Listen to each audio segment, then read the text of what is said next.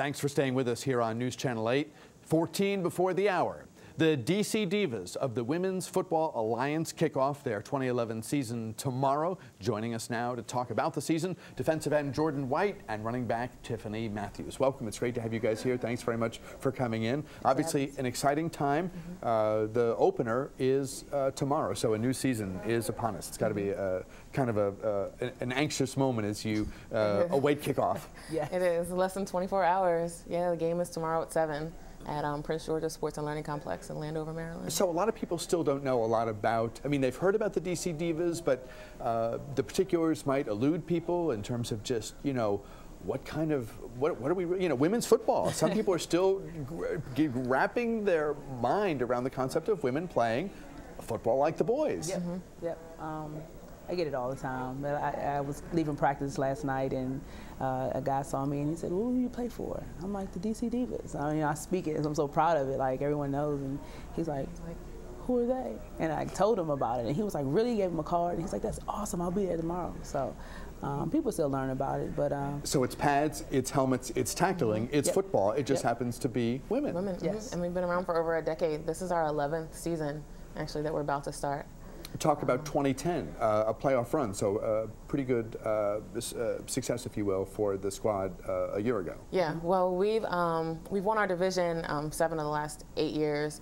Last year was pretty brutal because we lost to the team that we beat in 2009 to become the Eastern Conference Championship, and that's the team that we play tomorrow, actually. So there's definitely a vendetta there. And this is? The Boston Militia. The Boston Militia. Yeah. Now, were you guys in one association or a league, essentially, last year and a different one this year? Do I understand that right? Yes. Talk about that. We were in the IWFL last year. Now we're in the WFA. So without the initials, give it to us. It's Women's Football Alliance. That's the current one. Yes. And the prior was the Independent Women's Football League. Yes. And there are a lot of teams. Yes. I mean, we were on the website, and it's it's about over 60 teams that's in the league. Just in our league alone, but there's about 100 nationwide. Yeah. For guys who are playing football professionally, they've undoubtedly played in college, undoubtedly played high school, and probably going back to Pee Wee. Is football something that women are coming to later in life simply because the leagues aren't there? You know, unless you were playing in the yard, you probably were, with guys or with other women, other girls. Is it something that you're coming to, you know, quote, later in life? It's one of those things. I know I personally never even considered it because the option wasn't available. I know that there are a few women, and girls rather, who play, you know, with the guys now, but I mean, it's still majority male-based, and that also makes it a lot harder for us as we're learning, because we essentially have to crash course our rookie season. You know, 3 months of preseason equals learning how to get into a stance, learning the rules, you know, learning the entire game, as opposed to kind of being bred into it at a young age. So. Some people would say, why do you want to be tackled? Why do you want to be hit? Because I'm sure the hitting is intense. It's not something that I'm particularly drawn to, let's say. You know, why is this something that you know, because clearly you love it. Right. The question for some would be why. Right. I guess for me, I've always loved the game. Like I said, I grew up with my brothers. We played. And I've always been attracted to football. I don't know what it is about it, the challenge. Actually, I can't answer the question. I don't know why I love to hit, but I do. And being a linebacker, actually now this year, I get to hit as opposed to being hit. But that collision, I don't know. It's just it's awesome. But the touch bases on being brought up with the football. A lot of the women I know come from a lot of different other sports, and a lot of us met in actually a flag league that we had kind of prior, which actually can be more brutal than the tackle league. It's just no pads. But you know, and we get a different way of, I guess you always want to learn something new, and have that interest in football, and just given the opportunity to put pads on and see what it feels like, and you know, we're here, you know.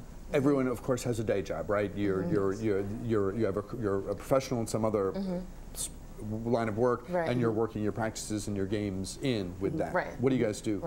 I'm a statistician at the U.S. Census Bureau, so I have a government job. And I'm a firefighter. Where are you firefighter? At City of Alexandria.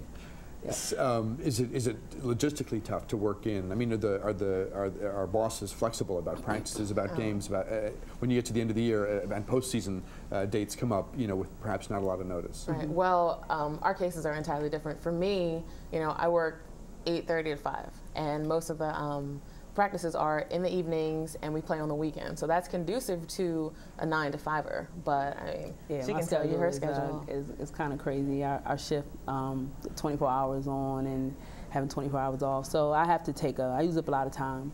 But you know, for me, I love it. I usually take my leave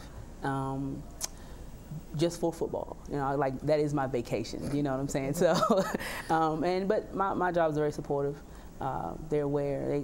They show support. They come to the games, and when the season starts to come around, a lot of guys ask, you know, we can trade time and stuff like that. You know, I know the season's coming up. You know, what do you need? Let me know. So, what's it like to play in front of fans, family, friends? You know, to be in the arena on the field and to have people come out to support the team, the DC Divas. Oh, it's awesome. It's definitely, you know, a rush, especially when you practice. Like now, we've been hitting each other for the last 4 months. Right. You know, so tomorrow we get to you know, take our anger out on someone we're actually angry at, which is a lot easier. And then also, you know, the crowd participation, the music, the speakers. I mean, it's real. Like once you step out on that field, it's totally the fans. And one thing that stands out to me are the younger girls, the little girls now that are coming to the games, and they're already involved in athletics, but they're more so starting to get that football at that young age. And they see the look on their faces, you know, and ask for autographs. They have their cleats and their jerseys and stuff. You know, that's just awesome, because then that lets me know, you know, 10 years from now where we'll be. Yeah, they'll be little divas. Yes. I only have a couple seconds left. I always like to ask people why they wear the number they wear. If you, in fact, you had any say in the matter. You're 34. Any special reason? Yeah, 34. That's a football number. All the greats have 34. And 32. A lot of greats are born 32, more than we could count. Right. No, I know Jim Brown, O.J. Simpson, AP, Adrian Peterson. But I actually came into it, and I had this number when I played in Delaware before. So when I moved to DC, I was like, lucky number. This is mine. I'm keeping it. All right. I assume people can go to the website and get ticket information. Yeah, www.dcdivas.com. Have a great season. Good luck. Come back and visit us again. Great having you both here. We'll step aside. Go Divas. We'll step aside here, break, and back with more. Program note right after this.